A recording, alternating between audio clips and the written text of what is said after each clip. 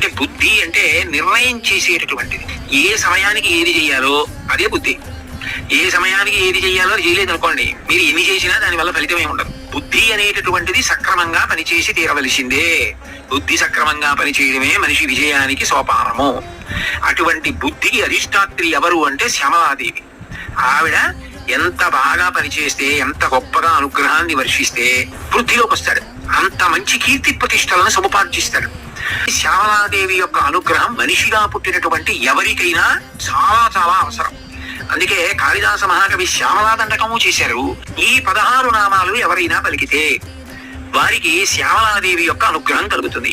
అందులో సంగీత యోగిని, శ్యామ, శ్యామల, మంత్రనాయిక, మంత్రిని, సచివేసి, ప్రధానేసి, శుకప్రియ, వీణావతి, వైణికి, ముద్రిణి, ప్రియకప్రియ, నీపప్రియ, కదంబేసి, కదంబవనవాసిని, సదామత అని 16 నామాలు.